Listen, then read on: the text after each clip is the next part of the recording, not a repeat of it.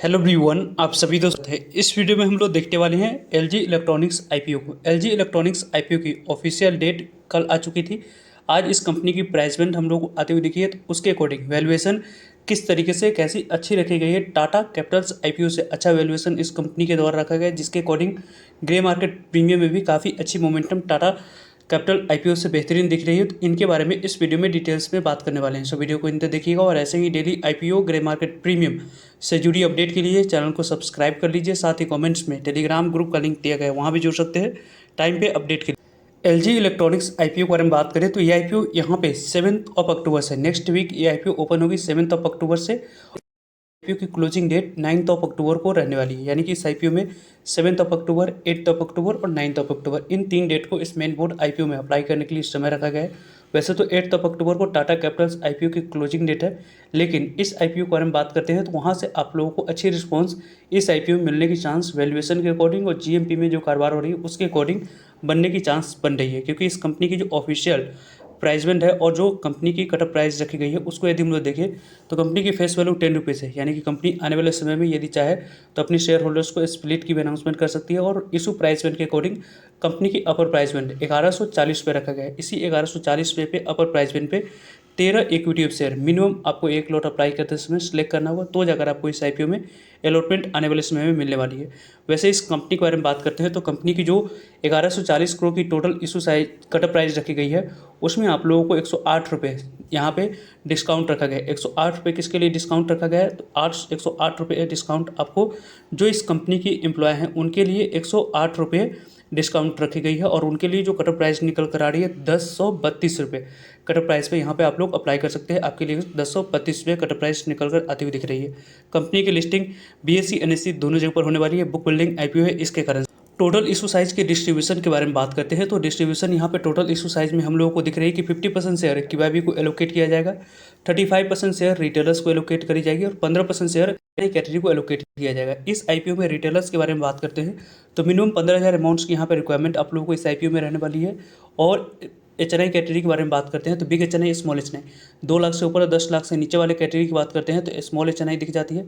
Big एच.एन.आई के बारे में बात करें तो यहाँ पे आपको 10 लाख से ऊपर वाले कैटेगरी की हम लोग बात करें, बिग एच.एन.आई कैटेगरी में आप लोगों को एलोकेशन मिलते हुए दिखेगी। 50% में एंकर इन्वेस्टर भी हम लोग को आते हुए दिख जाते हैं और बड़े म्यूचुअल फंड आपको डोमेस्टिक इंस्टीट्यूशनल इन्वेस्टर की पार्टिसिपेशन हम लोगों को दिखती है। कंपनी की आने वाले समय इंपॉर्टेंट डेट्स के बारे में बात करते हैं तो इवेंट्स जो रहने वाली है इस आईपीओ के लिए वो 7 अक्टूबर ओपनिंग डेट रहेगी। पहले दिन किस तरीके से कितनी अच्छी रिस्पांस मिलती है वो इंपॉर्टेंट रहेगा देखना। 9 अक्टूबर इस आईपीओ की क्लोजिंग डेट। 10 अक्टूबर आपको इस आईपीओ में अलॉटमेंट मिली है नहीं, उसके बारे में इन्फॉर्मेशन। 13 अक्टूबर के बारे में बात करें तो नेक्स्ट वीक आपको 13 अक्टूबर को नहीं मिलने पर पैसे रिफंड कर दिए जाएंगे। 13 अक्टूबर को ही डीमेट अकाउंट में शेयर को क्रेडिट करा जाएगा और 14 अक्टूबर को कंपनी की लिस्टिंग बीएसई एनएसई दोनों जगह पर होते हुए दिख जाएगी। वैसे तो इस आईपीओ में मिनिमम एक लॉट अप्लाई करना कितनी अमाउंट्स की यहाँ पे रिक्वायरमेंट दिख रही है, तो लगभग आपको 1420 रुपये अमाउंट्स की यहाँ पे रिक्वायरमेंट दिख रही है इस आईपीओ में। स्मॉल एच.एन.आई कैटेगरी में अप्लाई करने के लिए 2,07,480 रुपये अमाउंट्स की रिक्वायरमेंट है और बिग एच.एन.आई कैटेगरी में अप्लाई करने के लिए 10,07,760 रुपये अमाउंट्स की यहाँ पे रिक्वायरमेंट दिख रही है। कंपनी की जो प्रमोटर्स की होल्डिंग है प्री आईपीओ से पहले, उनके बारे में बात करते हैं तो 100% की प्री आईपीओ से पहले प्रमोटर्स की होल्डिंग थी।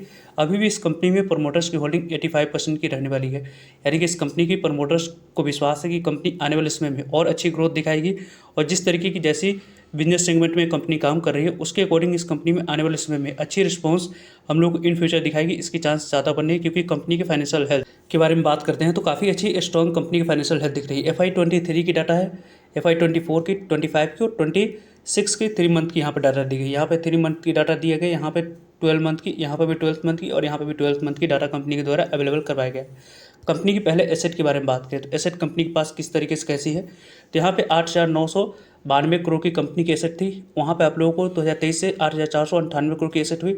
अभी 11,517 करोड़ के आसपास एसेट है और अभी कंपनी की एसेट बढ़कर 11,516 करोड़ के पास कंपनी की एसेट हम लोगों को दिख रही है। कंपनी के रेवेन्यू के बारे में बात करें, इनकम कैसे बढ़ी है उसको यदि हम लोग देखते हैं तो पहले कंपनी की इनकम 20,000 करोड़ के पास थी 23 में। 24 में कंपनी की इनकम बढ़कर 21,557 करोड़ के पास हुई। 25 में कंपनी की इनकम बढ़कर 24,630 करोड़ के पास हुई और अभी कंपनी की इनकम 6,337 करोड़ के पास 3 महीने में आपको इस कंपनी की इनकम दिख रही है। कंपनी की टैक्स देने के बाद प्रॉफिट के बारे में बात करते हैं तो यहाँ पे कंपनी की प्रॉफिट पहले 1,345 करोड़ के पास थी, वो यहाँ पे 1511 करोड़ के पास हुई। देन यहाँ पे 2203 करोड़ के पास, और अभी आपको इस 3 महीने में ही 513 करोड़ के पास कंपनी की प्रॉफिट हम लोग को आती हुई दिख रही है। यानी कि कंपनी की प्रॉफिट टर्म्स में यदि हम लोग डिस्कस करें तो कंपनी की प्रॉफिट लगातार कंसिस्टेंट यहाँ पे प्रॉफिट में कंपनी ने ग्रोथ दिखाई है। कंपनी की इबिटा के बारे में बात करें तो कंपनी की इबिटा भी काफ़ी अच्छी दिख रही है, क्योंकि पहले यहाँ पे कंपनी की इबिटा 1895 करोड़ के पास थी, 2224 करोड़ के पास, 3110 करोड़ के पास, अभी 716 करोड़ के पास कंपनी की इबिटा दिख रही है। कंपनी की नेटवर्थ के बारे में बात करें तो पहले यहाँ पे 4319 करोड़ के पास नेटवर्थ थी, 3735 करोड़ के पास, 5933 करोड़ के पास, अभी 6447 करोड़ के पास कंपनी की टोटल नेटवर्थ दिख रही है। कंपनी के रिजर्व एंड सरप्लस के बारे में बात करते हैं तो पहले 4243 करोड़ के पास थी, 3659 करोड़ के पास, 5291 करोड़ के पास, और अभी 5805 करोड़ के पास कंपनी की टोटल रिजर्व एंड सरप्लस दिख रही है। बोरोइंग के बारे में बात करें तो किसी भी तरह की कोई भी कंपनी के पास बोरोइंग नहीं है, यानी कि कंपनी ऑलमोस्ट यहाँ पे डेट फ्री कंपनी है, किसी भी तरह की कोई भी कंपनी पे कर्ज नहीं। कंपनी की जो फंडामेंटल है उसके बारे में बात करें कि जो रिटर्न ऑन कैपिटल एम्प्लॉयड है वो आप लोगों को 43 के पास है, जो कि अपने इंडस्ट्रीज के एवरेज से ज़्यादा है। कंपनी के रिटर्न ऑन नेटवर्थ 37.13 की है, इसमें भी कंपनी ने काफ़ी अच्छी इंप्रूवमेंट करके दिखाई है। प्रॉफिट आफ्टर टैक्स मार्जिन यहाँ पे 8.95 की है, वो भी अच्छी है। एबिटा मार्जिन भी 12.76 की है। प्राइस टू बुक वैल्यू आपको 13.07 की है।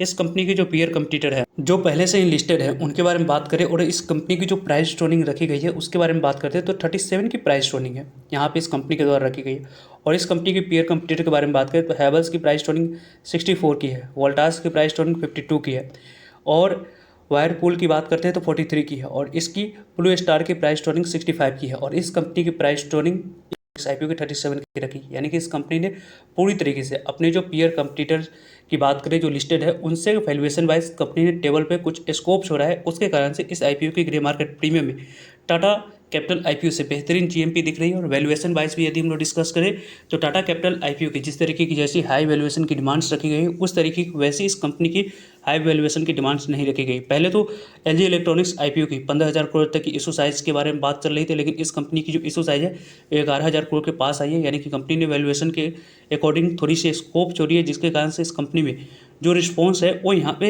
अनऑफिशियल मार्केट में काफ़ी अच्छी दिख रही है, जिसके कारण से इस आईपीओ की जीएमपी के बारे में बात करें तो आज के डेट में इस आईपीओ के ग्रे मार्केट प्रीमियम 140 रुपये पे यहाँ पे कारोबार करती हुई दिख रही है। लगभग आपको एक रुपये पे 140 रुपये की गेन, लगभग आपको लिस्टिंग प्राइस 1280 रुपया निकल कर आ रही है, और एक लॉट पे 12% के पास लिस्टिंग एंड मिलने के चांस है। 1820 रुपये के आसपास आईपीओ आने वाले समय में लिस्टिंग एंड हम लोगों को देती हुई दिख रही है। इस तरीके से इसके ग्रे मार्केट प्रीमियम में एसएच रिपोर्ट के अनुसार से कारोबार होते हुए दिख रही है। वैसे तो इस आईपीओ बारे में हम लोग आने वाले समय में डेली के ग्रे मार्केट प्रीमियम और सब्सक्रिप्शन से जुड़ी सभी इंपॉर्टेंट वीडियो और अपडेट देखते रहेंगे, सो जुड़ेगा ताकि आप लोगों तक अपडेट पहुँच पाए। फर्दर जो भी डाउट करिए कमेंट्स के आप लोग पूछ सकते हो। मिलते हैं एक नई इन्फॉर्मेटिव वीडियो में, तब तक के लिए जय हिंद, जय भारत।